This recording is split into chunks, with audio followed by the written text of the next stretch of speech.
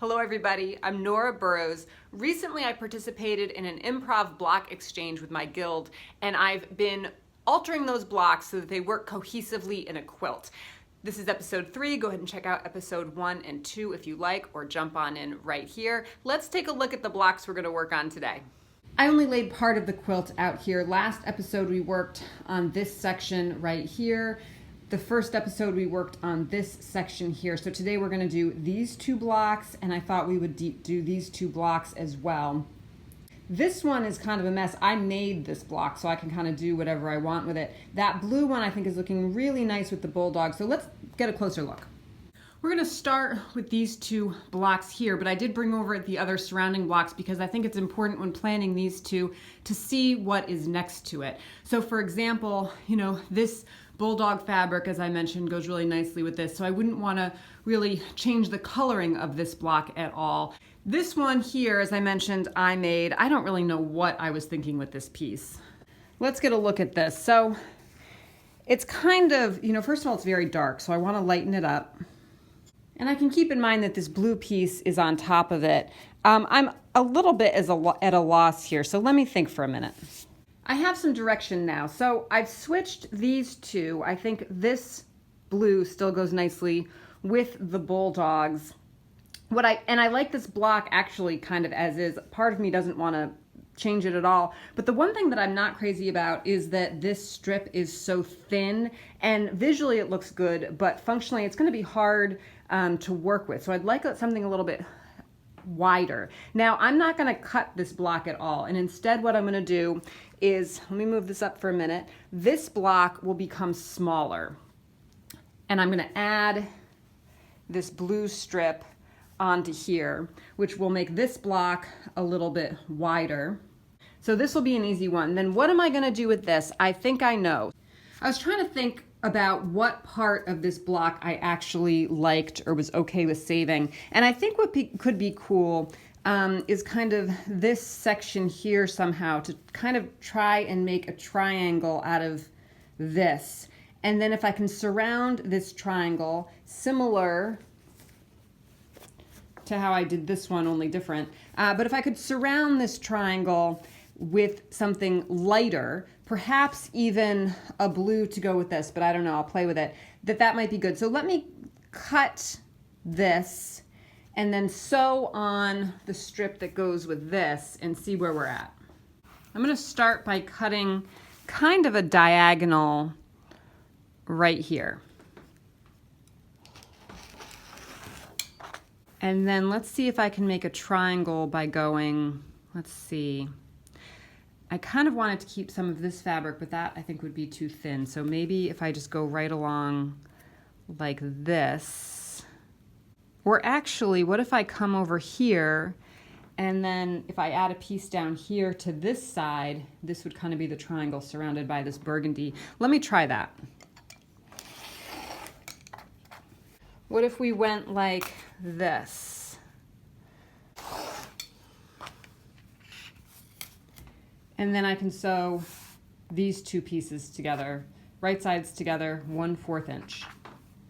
I am not happy with this piece coming off the side. I'm going to leave some of it to still frame, but I'm going to make it just kind of like this 1-inch strip like that. Now I have this little nub up here with nothing, but that's okay. I'll worry about that later. And I also don't like what's happening here in the middle. I actually really only like this piece here. So what I'm going to do is cut this and then take this piece that I just trimmed off and put it here. I'm going to sew that on and then just see what's next. Here's this piece, and I'm going to trim this so it's more like a triangle. And now I need to see what I'm going to add around this. Let's look at it in the bigger piece. This blue one is looking great. I sewed on this strip. I really like that very much. And then this could be kind of cool if I put it down here like that. It would kind of mirror this triangle up here. I also wanted to mention, for those of you who haven't seen episodes 1 and 2, this block that I'm working on that I said was mine, I said that because all of these other blocks were made by other members of my guild. So as we go along, some of them are made by me, but very few. Most of them are made by other people. I went ahead and added some things to this piece. So I made this border a little bit thinner and then added this green. And I'm thinking I'll put it kind of upside down instead of down here next to the triangle as I had it.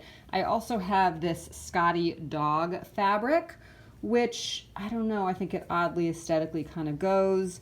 And then there's this red and black apple fabric. So I could do something kind of like this. I have to see how I'm going to put it together. I'd like something maybe in between these because they're pretty similar and they kind of blend together, so it might need a strip over there. This piece is sewn into a unit. I added this little strip of plaid here, which I think is nice. The red goes obviously with the rest of the block, and then the blue goes with the block underneath it. What I'll do is sew this piece to this piece, and then I'll sew this full unit to this unit. After that, we'll take a look at these two pieces which go underneath. This is all now one full piece, and then I have the second full piece over here to make up that top row. So this is how wide it is going to be. It's not as wide as I actually thought it was going to be, so I'm going to have to border it up because I want it to be at least big enough for a throw. Next, let's take a look down here at these two pieces. These are going to go right underneath the block that we put together up here. And I'd like to keep most of this intact and kind of keep this look of the checkerboard and maybe add some checkerboard. What I'm going to do for this piece here is to just take off this outer bit, and then it will really just be a traditional checkerboard. Then with this one, I'd like to keep this strip somehow. I think that's really pretty and goes nicely with the quilt, but we'll have to see how that's going to work. So I'm going to try and save that, but I do want to remove the white strips, and in theory that would give us lots of room to add another strip of some sort of checkerboard down here. I'm thinking maybe with these two fabrics might look nice, though it would be nice to get something closer to that green. So let me see what I've got, and in the meantime I'll get the pieces ready. This here is how wide I need the piece to be. Once I took off the white, you can see there's a lot of space that I'll need to fill. In addition, I need this full piece, meaning these two things combined, to be as wide as this full block, so all the way from the blue over there to the edge over here. So that will need to be filled. Here are my two pieces here. I have a thought. What I think I want to do, I'm a bit stuck because I've been fooling with this for a while. I've created a bunch of stuff like this, which just isn't really working. I was going to cut this in half and then make checkerboard, but it's just not really doing what I want it to do. I have this block. This is scheduled to be used in a different part of the quilt. If you go back to last week's video where I show the complete quilt in full, all of the blocks, you'll see this one in there somewhere. I think what I want to do is take off the top. I'm going to use this block, I think. I want to take off the top, and I want to take off these pieces over here. And I'll use these three blue and white pieces where this piece was supposed to be. So I'll save those pieces and use it where it was supposed to be. But for this block, I want to use this middle part. So it would look something like, kind of like this. I'm going to take this apart and try this and see what I think. I have these three pieces left to do that block, and I'll need to remember that I have those, and that's what those are for. This is what I took out of the middle of those blue pieces, and I'll sew these two pieces together and then this unit to this piece here. Now I have this empty spot over here, and I am incredibly excited. So this piece, I think, I'm trying to remember, came off of this. I think it was like this, and then it had a little piece down the middle. So I have this, but you can't put them next to each other because it doesn't make a checkerboard. I was looking through all my leftover bits. As I mentioned in the last video, that sometimes people gave extra scraps or extra pieced bits that they didn't use in their block so that people could use them later on. So I have these. I think I'm not going to use this one, but this one is the right color scheme. And I think all these pieces were made by the same person, but I could be wrong. And look at that. It fits together in a perfect checkerboard. I'm super excited. So I'm going to put all these together and then we should be done. This piece is completely sewn together here.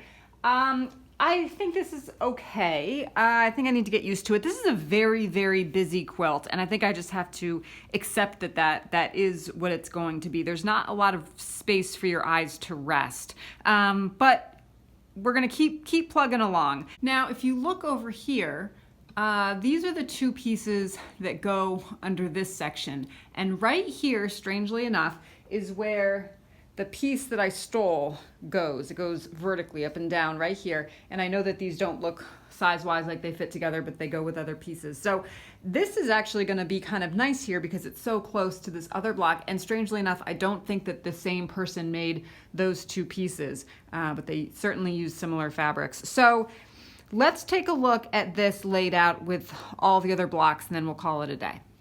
Here are all the pieces, and then you can see up top, that top row is what we've worked on this episode as well as the last two episodes. It's coming together. I mean, it's weird. I like weird quilts, and it's going to continue to get more cohesive in theory and make a little bit more sense, I hope. Let me get a closer look of the top part there. So here's the top part. You can see this is kind of the hole where that piece will be from the section that I stole to make up this right here. In the next video, we'll probably work on maybe these 4 blocks, I would guess. I don't know, we'll have to see how I'm feeling. Thank you for joining me. Don't forget to subscribe, and I'll see you next time.